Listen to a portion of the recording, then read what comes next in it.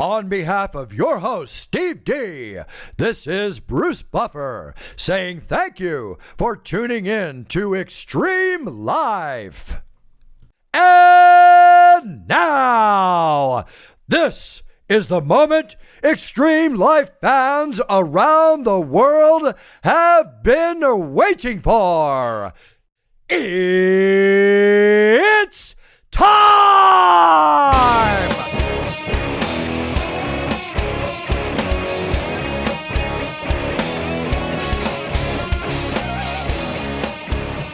So, welcome to the Xtreme Lyfe podcast. We are doing the weigh-in tonight. I have my good friend Ray Flores here with me today. He's from PBC, the play-by-play commentary for PBC and ESPN Chicago. Thanks for joining me, Ray. We're going to talk about UFC and we're going to talk about PBC boxing. So, how you doing, man?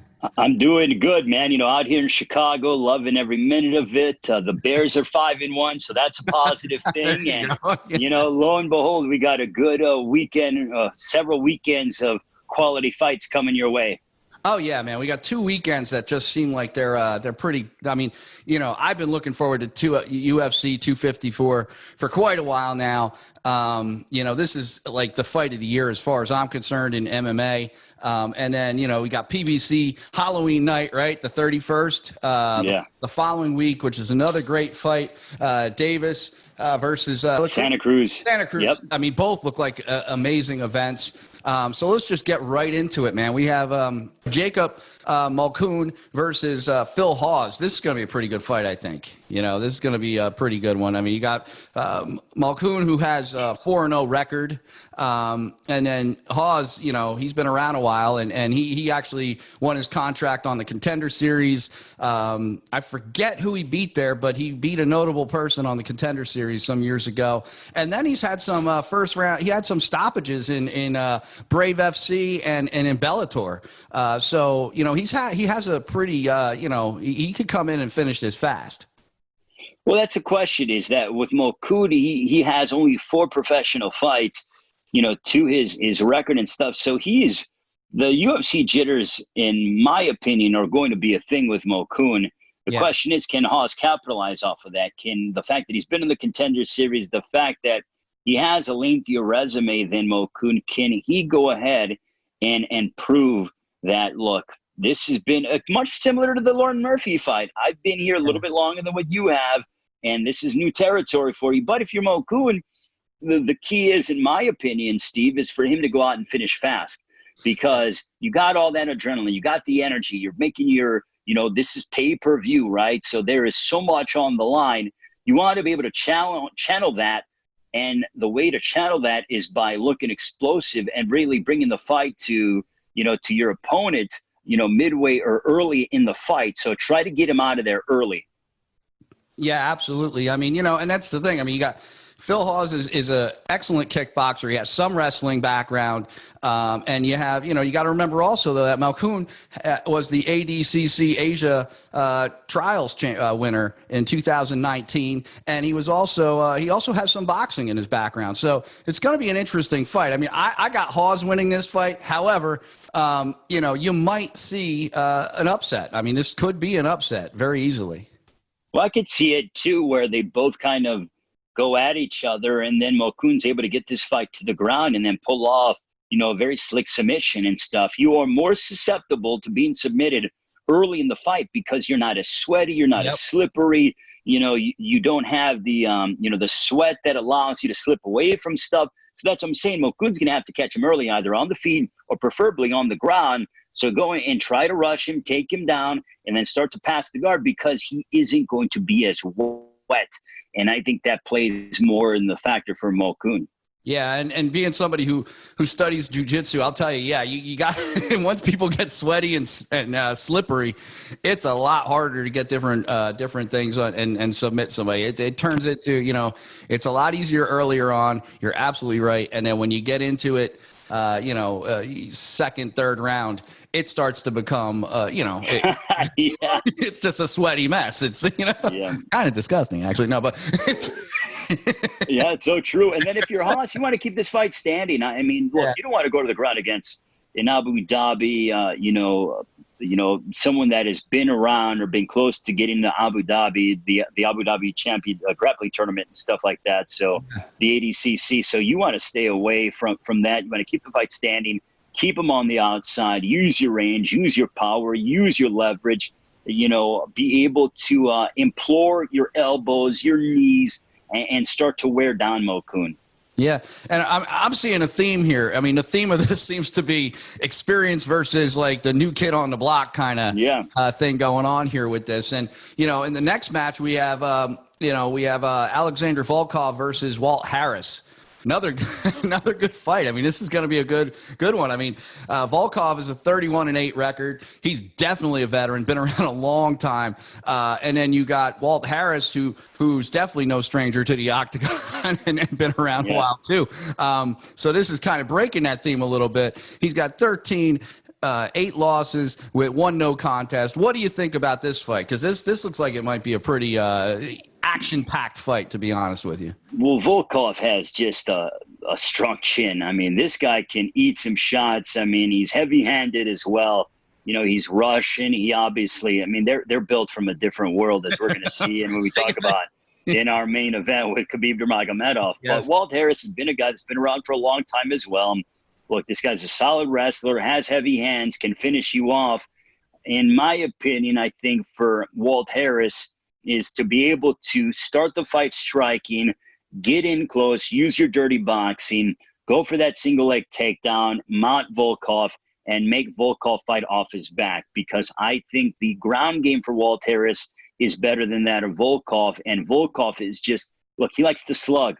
The guy likes to slug. He does have a wrestling background, but I think Walt Harris has the better wrestling and the better ground game. So, but in order for you to get to that point, you got to be able to work your way on the inside, and that's using your jab, closing the distance, some dirty boxing. Then when you have Volkov against the cage or the octagon, then you go for that single leg, you pull him out, and then you're able to get that half guard and then transition into full mount. Yeah, I mean that's the bad thing about having a great ground game, right? Every fight starts on your feet, so you got to get there. You have a great ground game, but you still got to start off standing up, and that could be the end of you if you can't get there, right? So if Volkov could keep him on the outside, keep that jab pumping, keep them legs moving, keep throwing those the outside leg kicks, the inside leg kicks, and keep him off him. That would probably be his best bet to take a victory in this fight. This is one of those fights where I don't even know where it's going to go. I mean, I would try to make a prediction, but this one I think is anybody's game for the most part. It just depends how it goes that day. Yeah, well, I think Walt Harris can get the stoppage because he has some vicious ground and pound. So I can see him getting this fight to the ground and start to, use his elbows, use his strikes, and then either Volkov's going to have to turtle or he's just going to be eating shots. And then if I'm Walt Harris, I just empty the tank and just pound away. Oh, yeah. Just let it all out and try and wait for the ref to come in, right? Exactly. And then we got the co-main event, Robert Whittaker versus Jared Cannonier. What do you think about that fight? I mean, you got Whittaker who has a 22-5 record. You got Jared who has a 13-4 record. This is another one that's definitely a good fight. I mean, this is going to be a great card, man. I'm looking forward to it. Well, it's an excellent card, and Robert Whittaker, I mean, I think he showed a lot in the loss to Israel Adesanya and what he's been able to do over the course of his career. This guy's one of the best fighters in the world, in my opinion, even with the loss to Adesanya. And Jared Cannonier is one of those guys who certainly believes in himself. The guy has, quite a bit of power. He has been, he's been fighting within the UFC ranks for several years. So can he defeat someone with the resume like Robert Whittaker? We'll find out. Yeah, I think that's going to be one to watch as well. And, I kind of have Whittaker on this one. I think he's going to pull it off, but, we'll have to see where it goes. I mean, it depends where that fight goes on fight night. Well, what I like about Robert Whittaker is that he has a chip on his shoulder. He realizes that people are trying to write him off for that. The media that they aren't giving him in what he feels is his just due. So when you have a fighter that has that kind of that is hearing that from the media and from fans, it aggravates you, it angers you, it is extra motivation. Robert Whittaker didn't need any extra motivation because he's doing it for his home country and his family. and obviously lifelong prosperity financially. But against this fight with Cannonier, he's got to be careful, because Cannonier is the guy that, I mean, I don't think we've heard too much about. We're hearing more so on the Whitaker side. So if you're Cannonier also has to feel like, hey, wait a minute. I've been disrespected too. Yeah. You know, why are people talking about Whitaker when they should be talking about me? So they both are coming from similar mindsets, and this is just me taking a guess. But Whitaker has to come out and fight discipline. He cannot fight with emotion. If you're Cannonier, you got to think, look, the pressure's on him. I haven't been to the mountaintop yet. The pressure is on Whitaker. This is a guy who's lost before. And even though the Cannonier's lost, but in recent memories, what I'm talking about, Steve, Whitaker's lost before him. So you have to create doubt. You've got to make Whitaker question himself. And how do you do that? By sticking him in the face with your jab, by being aggressive, and also kind of going in and out of the range of Whitaker. Because Whitaker likes to find his range and then gets into rhythm. Yep. Yeah, and you got to keep him. You got to throw him off his game. I mean, and that's the thing. You know, Whitaker has. You know, they both have losses, but I think Whitaker has a little more high-profile losses that are kind of out there, right? So you're not thinking that way with Cannonier yet, but you know.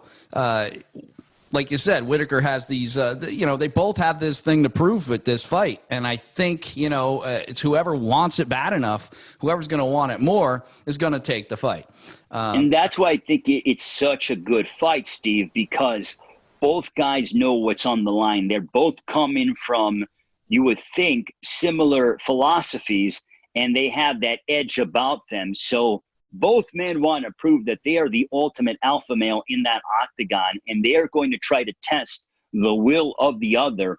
Which will is going to break? We'll find out. We will find out, man. Absolutely. And now we come to the main event of the evening. I love it. I don't know if I could go anywhere near Bruce Buffer on this, but I tried. So we have Khabib Nurmagomedov versus Dustin Gaethje. I mean, this is the fight of the year as far as I'm concerned. I mean, I think this one is kind of like, as far as MMA goes, this is a dream fight. You have Khabib coming in with 28-0, never lost a fight. Never. No. 28 fights, no losses. You have Justin. It's unprecedented. Yeah, it's just crazy. It's crazy. There's never been, he is definitely the GOAT in that division, right? There's never been anybody who's matched that record. And then you have Justin Gaethje at 22-2, who's also, he's on a roll, right? He's on fire right now.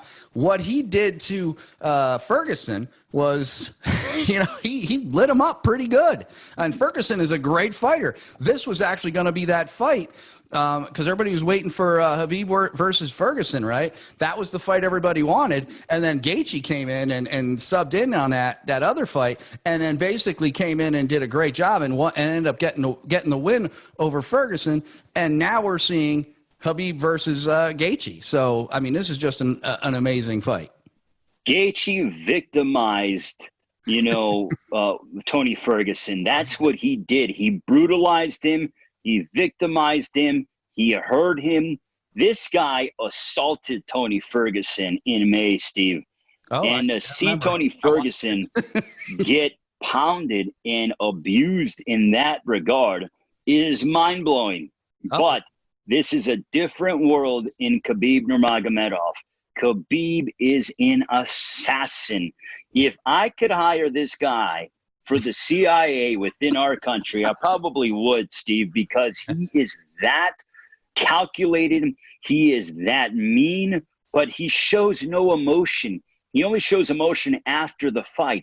This guy mentally is one of the strongest combat sports athletes that I have seen, in history. He does not get fazed by anything.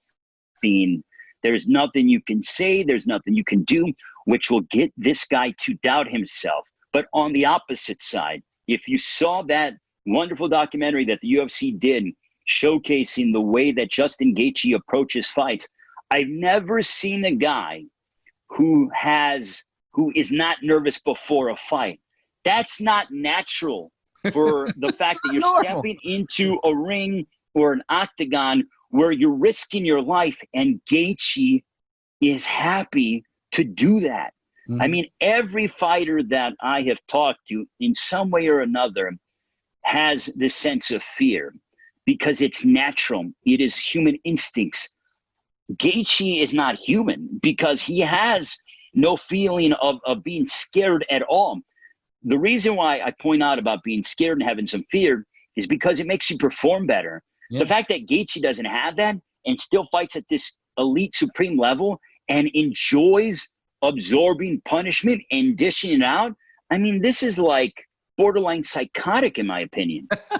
Well, two things come from that fear, right? I mean, you know my background, so I study human behavior, but, two things come from that fear. One is you either freeze up and totally screw up, or you rise to the occasion, right? It lights a fire. It lights a motivation in you, right? Yeah. And yeah, you're right. Not having that fear. Sometimes I get fear just before the podcast, man, just before I'm going to talk about this stuff. And I'm not getting in the ring, man. I get a little nervous every time I come on, and I certainly am not getting in the ring with these guys. So I can't imagine not having that fear, especially going up against a guy like Khabib Nurmagomedov. I mean, he gets people on the ground, and that's the end of the fight. I mean, pretty much once he gets you there, it's over. You can't get back up. He mauls you. He wraps your legs and he flattens your hips and you're done. And he just I mean, look what he did to Michael Johnson. Look what he did to Conor McGregor. I mean, what he did to Dustin Poirier. This guy just doesn't stop, and he is mean in that octagon. I mean, this guy is just an assassin, is who he is and what he embodies.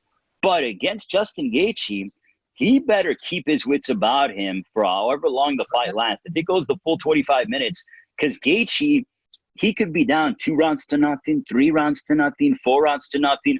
All he needs is one big shot to change the complexity of the fight. And if he starts to feel that you are hurt, boy, oh boy, that guy is one of the best finishers in the sport, is Gaethje, Steve. So that's why I'm going to be on the edge of my seat. I'm going to watch it on Sunday because I'm going to be working on Saturday night with Showtime Championship Boxing. But I'm going to watch it on Sunday morning before the NFL comes on. And I'm going to, turn off Twitter for the most part and everything else. But that's what I'm going to be on the edge of my seat about. Yeah, and I think we all will, man. I mean, you got Justin Gaethje, who's a division. He's a striker like you wouldn't believe, but he's also, we got to remember, he also has a wrestling background. He's a Division I wrestler, so he can fight on the ground. But then again, that Dagestani grappling, man, is something special. And like we said earlier, something in that Russian water out there, man. I don't know what it is. Maybe it's just that cold winter that hardens people. I don't know. But these guys come in and they're like unbreakable, a lot of them. And it's pretty amazing to watch. So I'll be excited about that. As I know you will too.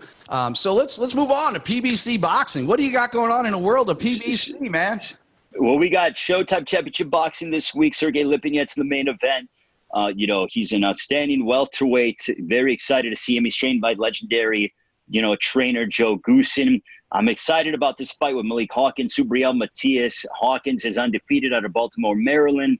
He's under Mayweather Promotions, taking on a hard-hitting Puerto Rican fighter, Subriel Matias. Matias is coming off a loss in his last fight, but he can't afford back-to-back losses. He's got heavy hands. He's got dynamic punching power. So we'll see how he responds from the loss. But I just got back from Los Angeles a couple of days ago.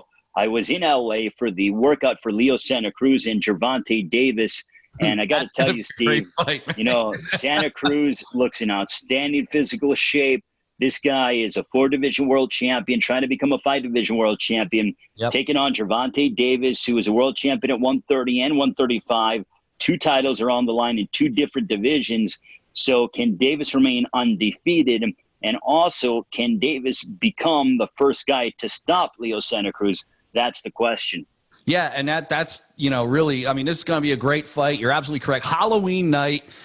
What a better night to have a fight. I mean, that's phenomenal. 2 belts on the line, WBA lightweight title and the WBC super lightweight title, both on the super featherweight title. I'm sorry, I got that wrong. Yep. Both on the line, to unify these divisions, right? And it's going to be a phenomenal fight. If you look at Davis's record, he's fought a total of 79 rounds in his career. He's got 23 wins, 0 losses, no losses, and 23 wins, and 22 of those are by KO. 22 by KO. That's He's got 14 straight wins by stoppage, Steve. And also, this is, I don't know if you know this, but this is the first fight that PBC is having with fans in attendance. We're going to be at the Alamo Dome in San Antonio, social distancing fans-wise. So that fits about 60,000, 70,000 people. I think our capacity is about 12 to 13,000. Okay. So people are able to buy tickets in groups of 2, in groups of 4. You must wear your mask when you're sitting and watching the fights and stuff like that. But I think this is wonderful for the sport of boxing. I think it's still going to be loud. It's not going to be 40, 50,000, which probably this fight could attract at the Alamo Dome, but it still will be loud. It still will be energetic. And I talked to both guys, and both guys, it means a lot that fans are going to be in attendance. It's about safety first, but everyone's doing the necessary safety precautions so that the fans can enjoy the fights, safely. So I think this is wonderful. This is great for combat sports. This is great for the fighters. And I think we truly do get something special. This is a fight that's under the radar, Steve. And I'm telling everybody it is on Showtime pay-per-view, but I really do think you're going to get an exciting matchup. Well, yeah, and to throw it in here, you got Davis, who's a southpaw, fighting a standard fighter, who's right-handed, and that left hand, man, is no joke. I just watched again the Gamboa fight where he took the title, and let me tell you something. He was hunting him down with that left hand. He just literally was hunting him and throws that left uppercut, knocked him down 3 times before he actually got the KO. I mean, I don't have to tell you, you were there, but but I'm telling everybody who doesn't know, that was just in 2019. So it's going to be a phenomenal fight. But then on the other hand, you got Santa Cruz. You can't count him out. This guy has fought. He's got a 37-1 record with one. I think he's got one draw. One draw on that. 19 by KO. He's 32 years old. His KO percentage, and just to go back into it real quick, the KO percentage for Davis is 95.65, which is unbelievable. I don't know who has a KO percentage like that. And then you have, on the other side, Santa Cruz has a KO percentage of 48.72. So, I mean, either guy can knock each other out. And then you have, obviously Santa Cruz been around a while longer. He's fought 261 total rounds, right? So, both of these guys, I mean, this could go a lot of different ways. It all depends on can Santa Cruz withstand the power of Gervonta Davis? Can Gervonta Davis handle the pressure and the aggression of Leo Santa Cruz? Santa Cruz told me on Tuesday that the goal is to take him into deep waters in the second half of the fight and drown him. That is the goal, because Leo, I mean, look, but that's a wonderful plan. And the fact that Santa Cruz, 17 of his last 19 fights have been world title affairs. So Santa Cruz has fought at a high level for a very, very long time. This is different territory for Gervonta because he is in the main event headlining this pay-per-view. He is, Floyd Mayweather is a father figure to Gervonta, and can Gervonta follow the blueprint of Floyd Mayweather and become the next big superstar for boxing here in the United States? We will find out on Halloween night in San Antonio. I can't wait, man. It's going to be a great fight, and I'm looking forward to it.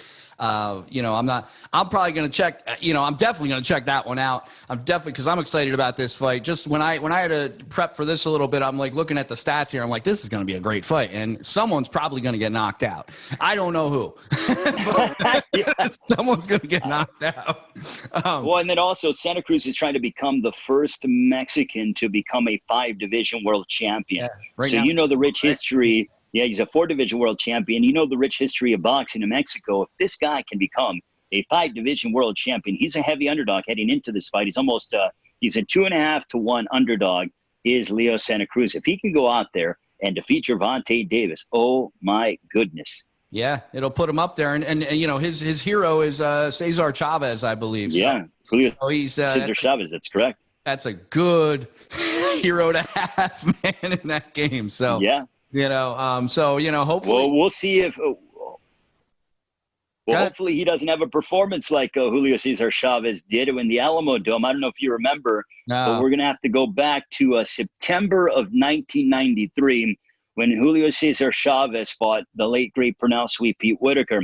Now, the fight was technically a draw but Sports Illustrated came out the following week and said it was one of the worst robberies in boxing history. Now, I was okay with the egregious draw because I'm a Chavez Sr. is my favorite fighter of all time, but hopefully Leo does not replicate the performance of Julio Cesar Chavez against Pernell Whitaker and instead comes out, at least for his sake, comes out victorious. But if Gervonta Davis were to stop Leo Santa Cruz, then I think it is without question that Gervonta Davis is a legitimate pay-per-view superstar.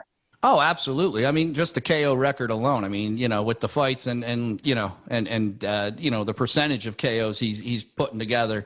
And like I said, I just seen that left hand, and that left hand is brutal, man. If that thing catches you, it's over. It's that. Yeah, no doubt about it. It's done. You're going to sleep. Good night. We'll see you next year.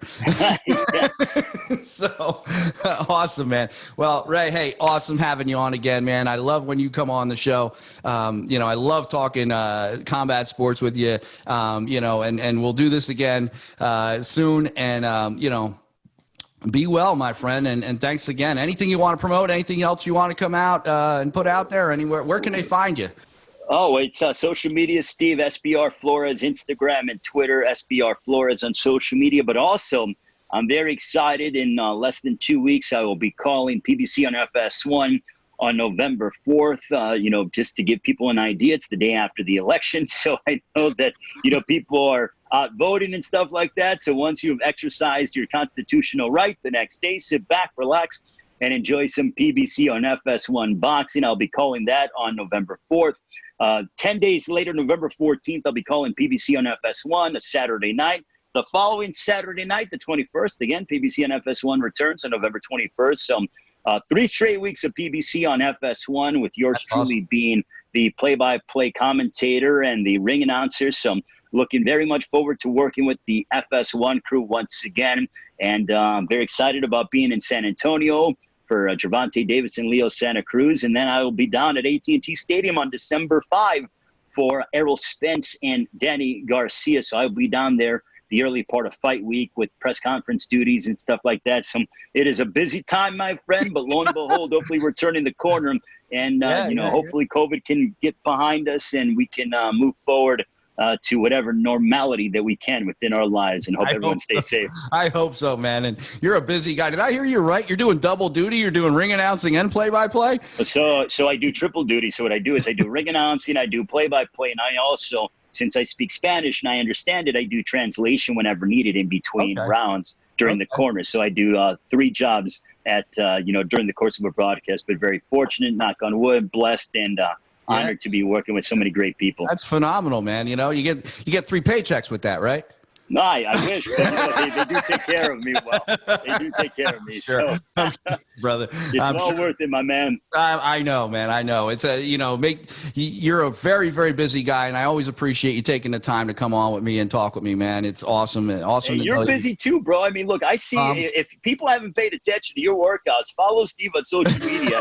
He's got these crazy workouts. He's got like his own outside gym. He's doing like box jump, whatever it is, what's called. I don't even have the proper, where you're doing like 300 pounds and jumping up and down. And I don't know how you do it, my man. But man, oh man, if I could be like you when I'm in my mid 40s, I will be doing a very good thing. I'm in my late 40s, my friend. And even more so. It's and like I said, I always tell people, they're like, do you ever like get sore? I said, if I didn't wake up in pain every day, I would think I was dead. But hey, man, it's called wanting to stay young, wanting to, just keep it together and as long as I can, I mean, there comes a time in everybody's life where they can't do that stuff anymore. So you got to kind of do it as long as you can do it. And, hey, like I said, we're all busy people and trying to just, keep it going. This is actually I think my 4th podcast this week. So I'm like, wow, man, you are a busy man. I tell you, I'll give you a quick little deal when it comes to working out and stuff like that. Cause I go to these bubbles, right, Steve? I'm sure you're familiar. Yep. So I'm in these bubbles and stuff where, you get to the city, you can't even, you're immediately ushered into your room. And then if you fly in the night before, you got to get tested, COVID tested the next morning. Then you're stuck to your room the entire time. So I literally bring my resistance bands and a couple light weights in my bag. And then I do like push-ups and I use resistance bands and I do sit-ups and I'll do dips on like the couch of the room that I'm in and stuff like that, and try to do some calisthenics inside the room during the course of my quarantine and being in all these bubbles and stuff. So, I mean, look, I don't have the equipment that you do at your palatial estate on the East Coast, my estate. but that's great. But, in my room, I definitely try to get it in. Well, let me tell you something. You don't need a lot of weights to get a great workout, man. You could do a great workout with just your body weight. I mean, there's a ton of stuff you can do. Literally, the possibilities are endless. It's great if you can have access to that stuff, but if you don't, it ain't the end of the world, man. I tell people, you want to know how painful it could be? Do 300 air squats. Just do that. Just do 300 air squat. You want to feel pain? You won't be able to walk the next day. Yeah, so true. So anyway, it's that and staying away from carbs, brother. Look, I love carbs, but I've been staying away from them for the past month and a half. Like I said, I mean, I pay attention to you. You got a six-pack, bro. Late 40s. If I got a six-pack, I'm doing something right. So you're killing it, my man. Just diet, exercise, proper diet, and just like I say, you don't have to eliminate carbs, but just keep an eye on what you're doing, man. That's what I tell people. Just keep an eye on it. I know you were getting into some intermittent fasting for a while, so that's great. Yeah, that's right. I'm still on that and stuff like that, limiting my carbs to 50, 60 grams max. So, it's been a wonderful adjustment period. All great stuff, man. All great stuff. Keep it up. I'm going to send you some workouts, my friend. So I love it, bro. You are the man. I'm going to send you some stuff to do, and you just let me know how it's going, man. I have no problem doing that. I'll send you a bunch of stuff for when you're in your quarantine state that you can play around with, and let me know how it feels. I appreciate it, my man. See, this is what you get on the Xtreme Lyfe podcast. That's right, brother. MMA and boxing breakdown, and you get nutritional and fitness information. That's what you do, my man, Steve. All right, brother. I appreciate it. Thanks a lot, Ray. I know you got to run. Have a great week. I look forward to all these events, man. I'm going to be definitely checking out Davis versus Santa Cruz. Going to be a great fight. Can't wait. Excited. I'm always like hearing you commenting too. I'm like, hey, I know that guy. Yeah. Thank you, brother. I appreciate it, and stay safe to all your viewers. You too, brother. Thank you.